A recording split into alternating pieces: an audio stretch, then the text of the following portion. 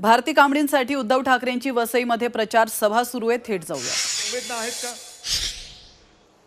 कारण तुम्ही आता जे काय मतांची भीक मागत सगळीकडे फिरताय, तुमच्या दिमतीला सगळं काही आहे. जनतेच्या पैशातून सगळ्या ज्या काय सोयी सुविधा आहेत, मग कदाचित एअरफोर्सची विमान आहेत, हेलिकॉप्टर्स आहेत, सगळ्या तुमच्या बुलेट प्रूफ गाड्या, जॅमर, जिथे जिथे मोदी जातात तिकडे एअरफील्ड बंद करून टाकतात. सर्वसामान्य माणसांना जाता येत नाही तिकडे.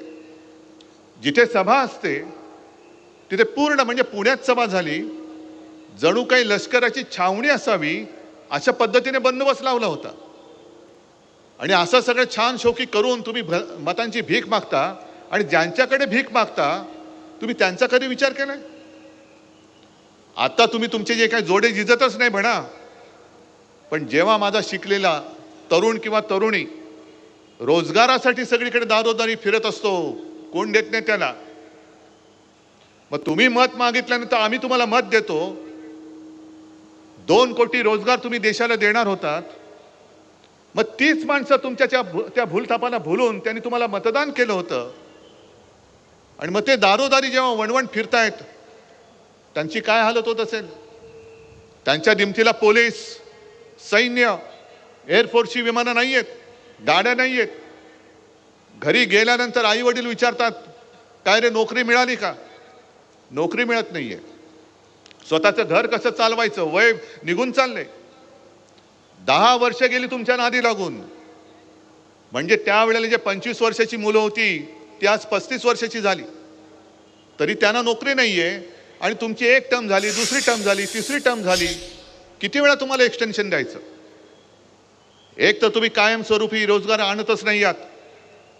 कॉन्ट्रॅक्ट लेबर, सगळे कायदे, त्याला काळे कायदे म्हणावे का लागतात हा प्रश्न तुम्ही विचारा ना स्वतःला.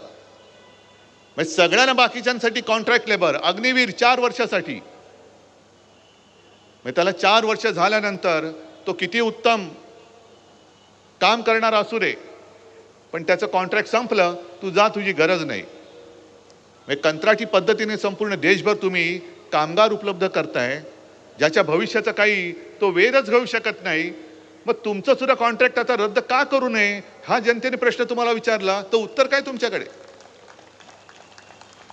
तुमची सुद्धा 5 वर्ष झाली, 5 वर्षानंतर एक्सटेन्शन, त्याच्यानंतर पुन्हा एक्सटेन्शन. किती? आणि माझ्यावरती तुम्ही टीका करता, पवार साहेबांवरती करता.